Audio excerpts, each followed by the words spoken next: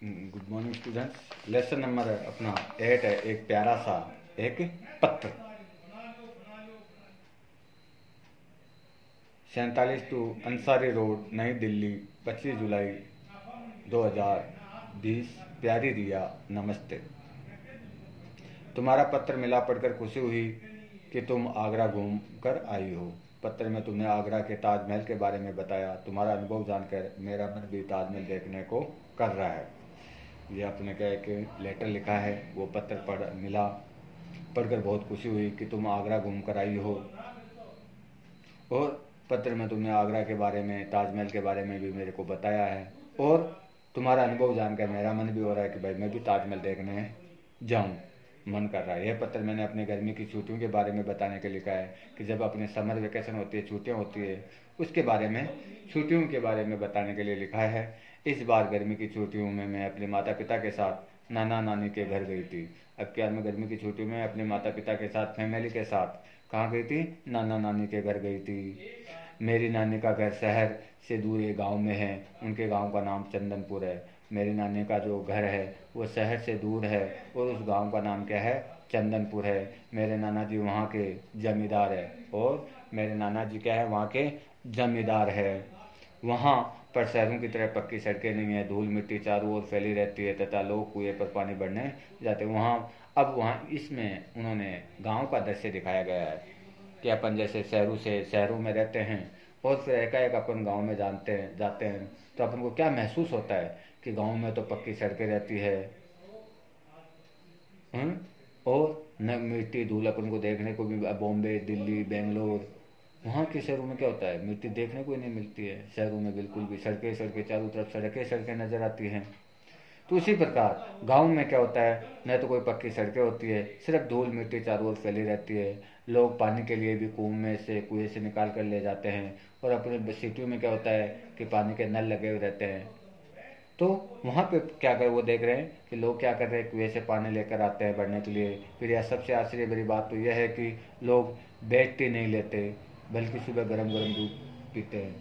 उन्होंने बताया सबसे बड़ी आश्चर्य की बात तो है कि वहाँ पे सुबह सुबह लोग चाय नहीं पीते हैं, बेड टी नहीं लेते हैं। अपन उठते बिस्तर पर अपन को क्या चाहिए? शहरों में क्या होता है? चाय। लेकिन वहाँ के लोग क्या करते हैं कि पीने के लिए, कि सबसे आश्चर्य की तो बात यह हुई कि वहाँ पे बेड टी नहीं लेते कोई भी। सब क्या लेते हैं? सुबह सुबह गर्म दूध लेते हैं और नहा धोकर पूजा करते हैं। नहा धोकर दूध पिया, फिर नहाए धोए और फिर पूजा करते हैं। वे लोग सादा जीवन बिताते हैं और बहुत परिश्रमी होते हैं। वहाँ के लोग क्या होते हैं? सादा जीवन और परिश्रम करते हैं, बहुत ज़्यादा परिश्रमी होते हैं, मेहनती होते हैं। स्त्रियाँ घर का काम करती है और सभी पुरुष बहुत बहुत सवेरे ही काम पर चला जाते हैं। स्त्रियाँ तो क्या करती हैं? गाँव में क्या होता है कि जो स्त्रियाँ होती है वो तो घर के कामों में बिजी रहती है और व्यक्ति सुबह जल्दी ही उठकर अपने अपने काम पर चले जाते हैं। सभी बच्चे पकड़म पकड़ाई, स्टापू, रस्सी कूदना, खो खो, पोस मपा, भई पोस मपा, चोर सिपाही, गुल्ली डंडा, पतंगबाजी इत्यादि खेल खेलते हैं। और बच्चों के बहुत सारे खेल होते हैं, जैसे कि वो पकड़म पकड़ाई खेलते हैं, रस्सी कूदना है, खो खो है, पसम मपा, पोस मपा, भाई पोस मपा, चोर सिपाही, गुल्ली डंडा, ये गाँव के खेल होते हैं। भाई पतंगबाजी कौन से वहाँ पे है? भाई कैरम बोर्ड है, कौन इंडोर गेम होते हैं। आजकल जैसे सिटियों में क्या होते हैं, बच्चे क्या खेलते हैं? बस मोबाइल पर गेम हो गया, टीवी पर गेम देख खेल लेने लग जाते हैं, नहीं क्या? कार्डबोर्ड है, लूडो है। अब गांव में तो यह है नहीं चीज़ें। गांव में क्या, पकड़म पकड़ाई है, चोर सिपाही है, रस्सी कूदना है, खो खो है, ये ही गुल्ली डंडा है, पतंगबाजी है, ये ही खेल रहते हैं। गांव के लोगों का पहनावा भी अलग प्रकार का है। स्त्रियाँ साड़ी और लहंगा चुनरी पहनती है। गांव का पहनावा भी अब अलग अलग है। सिटियों का तो पहनावा अलग है और गांव का पहनावा भी अलग है। वहाँ पे क्या होती है? स्त्रियाँ साड़ी और लहंगा चुनरी पहनती है और पुरुष धोती कुर्ता व पगड़ी पहनते हैं। पुरुष क्या पहनते हैं? धोती कुर्ता और पगड़ी पहनते हैं। सभी लोग आपस में मिलजुल कर रहते हैं और सभी लोग क्या करते हैं? आपस में मिलजुल कर रहते हैं। शाम के समय कुछ लोग पेड़ के नीचे बैठकर बातें करते हैं। वहाँ के लोग शहर के लोगों की तरह टेलीफोन पर बातें नहीं करते, बल्कि आमने सामने बैठकर खूब बातें करते हैं। अब क्या होता है कि जैसे शाम होती है तो लोग क्या हो जाते हैं? पेड़ों के नीचे इकट्ठा हो जाते हैं और वहीं बैठकर बातें करते रहते हैं। और वहाँ के लोग शहरों के लोगों की तरह टेलीफोन पर नहीं चिपके रहते हैं, बस आमने सामने बैठकर ही बहुत सारी बातें करते रहते हैं। फिर हम वहाँ पूरे 4 दिन रहे। वहाँ सड़क के दोनों ओर लहलाते खेत, हरे भरे खेत बहुत ही अच्छे लग रहे थे।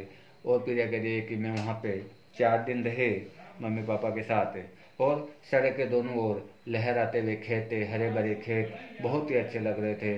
मैंने भी खेतों से गन्ने तोड़कर खाए। ये मेरी ज़िंदगी का पहला रोमांचक अनुभव था जब मैंने कोई चीज़ अपने हाथ से खेत से उखाड़ कर खाई। वो कह रही है कि भाई मैं भी खेतों में गई और मेरे हाथों से तोड़कर मैंने गन्ना खाया। ये मेरी ज़िंदगी का एक पहला रोमांचक अनुभव था कि जब मैंने कोई चीज़ अपने हाथ से खेत से उखाड़ कर खाई होगी। मेरी नानी ने मुझे अपने हाथ से कपड़े सिल कर दिए। इन 4 दिनों में मेरी बहुत सी सहेलियाँ भी बन गई। मेरा मन शहर लौट कर आने के लिए बिल्कुल नहीं कर रहा था, परंतु पिताजी को दफ्तर से इतनी ही छुट्टियाँ मिली थी, इसलिए हमें जल्दी ही वापस लौटना पड़ा। हम सभी ने वहाँ खूब मज़े किए। अपने माता पिता को मेरा प्रणाम कहना। शरारती साहिल को शरारतें कम हुई या नहीं हुई, मेरे चंदनपुर गांव का अनुभव तुम्हें कैसा लगा, पत्र में लिखकर बताना। तुम्हारी सखी मनप्रीत कपूर। वह सहेली है मनप्रीत, वो प्रिया को बता रही है कि प्रिया है वो अपने सहेली है मनप्रीत कपूर को ये पूरी बातें बताई है ननिहाल के बारे में कि वहाँ मैं गई तो मेरा एक कैसा अनुभव रहा।